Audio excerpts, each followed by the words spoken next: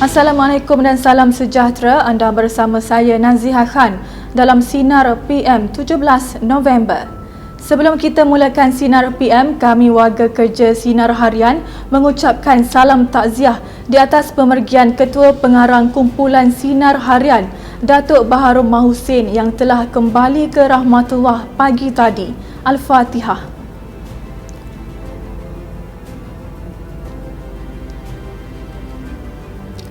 Pemergian Ketua Pengarang Sinar Harian Datuk Baharom Mahusin pagi tadi bukan hanya dirasai oleh warga kerja Sinar Harian, malah turut dirasai oleh Yang di-Pertuan Agong Al-Sultan Abdullah Riayatuddin Al-Mustafa Billah Shah.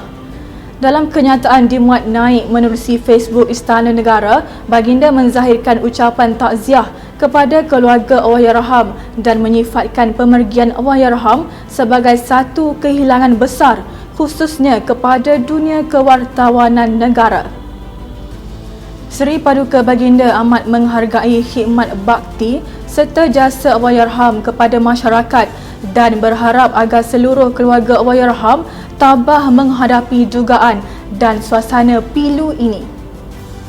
Allahyarham 54 tahun menghembuskan nafas terakhir di Pusat Perubatan Universiti Malaya selepas mengalami pelbagai komplikasi akibat jangkitan kuman dalam darah.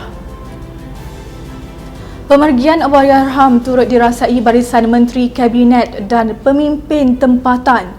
Menteri Kahanan Keselamatan Datuk Seri Ismail Sabri Yaakob memberi penghormatan terakhir di Masjid Bilal bin Rabah, Taman Koperasi Polis.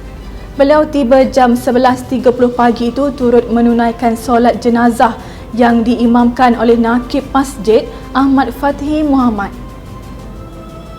Kita beralih ke perkembangan sidang Dewan Rakyat. Hari ini Ahli Parlimen Pandan Datuk Seri Dr. Wan Azizah Wan Ismail mencadangkan Ahli Parlimen yang dilantik sebagai pengerusi syarikat pelaburan berkaitan kerajaan GLIC dan syarikat berkaitan kerajaan GLC dikenakan pemotongan allowed dan yuran 50%. Selain itu, beliau turut mencadangkan gaji Ahli Parlimen yang menjawat jawatan penting turut dipotong 10% bagi menunjukkan kepimpinan melalui teladan. Terdahulu, bekas Perdana Menteri Tun Dr. Mahathir Mohamad bersetuju dengan cadangan supaya gaji menteri dipotong 30% bagi mengurangkan bebanan kerajaan dalam tempoh pandemik COVID-19.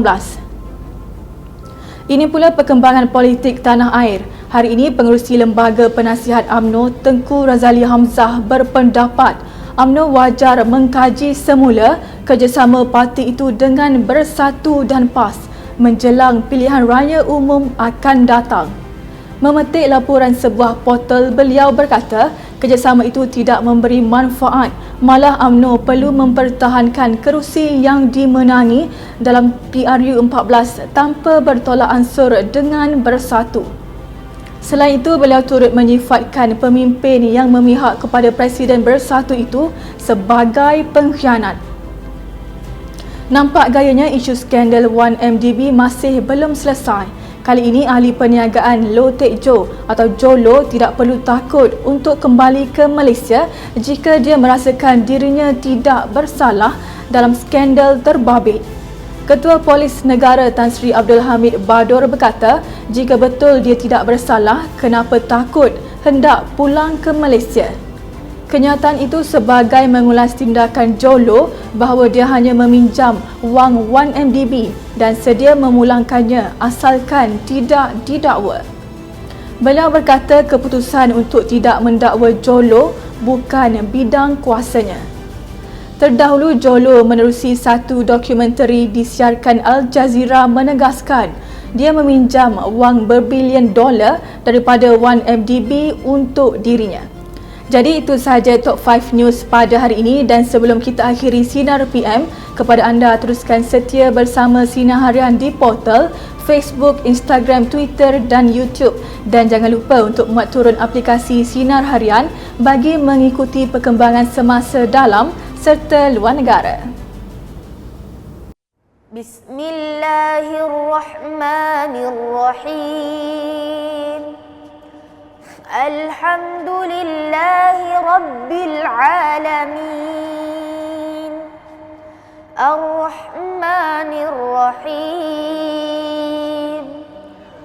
مالك يوم الدين إياك نعبد وإياك نستعين اهدنا الصراط المستقيم صراط الذين أنعمت عليهم غير المغضوب عليهم ولا الضالين